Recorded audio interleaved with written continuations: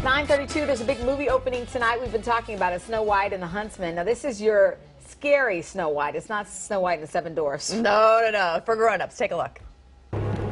Find me someone who doesn't fear the dark forest to hunt her down. Hey! If I refuse...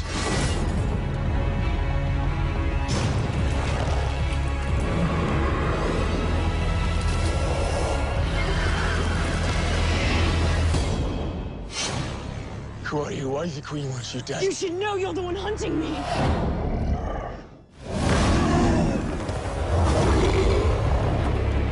Goodness. Horrifying. I'm like already afraid.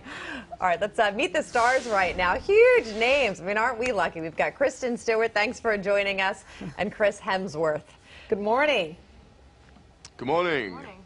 Welcome to Philly, guys. So let me just start with, Thanks for having us. you guys have the best time on the set. Like just last week we were showing you guys reading 50 Shades of Grey and just having a great time with it. So what was going through your minds doing that whole thing? 50 Shades of Grey. Wait, what are you talking about? I never read that on set. I don't know how that rumor started. Yes, right? you I've already been did. cast in the film unawares to me. Kristen, you guys were doing that on the set, right? So what was that? Did you read the book at all yourself?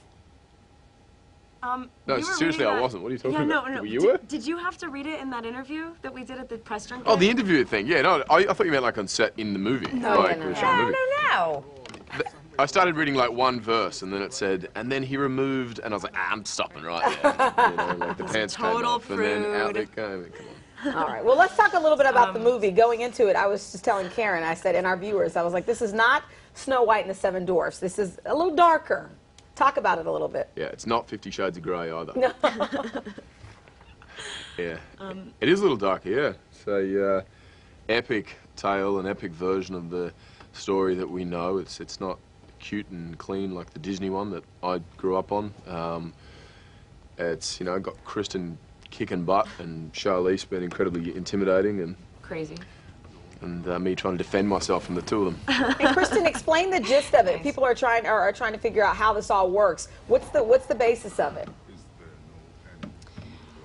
It's like you said. It actually is quite true to the original story and who these characters are, how we classically imagine them to be. It's just that we, hopefully, kind of humanize them a little bit. Like, you know, a story about good and evil. And something that you always think that you're going to know the outcome. I mean, destiny leads you to a point, but, you know, we question destiny all the time, and, like, Snow White just lives in such a dangerous world now. She has to fight to stay that perfect person who doesn't exist in a real world. It's hard to root for someone who couldn't really exist.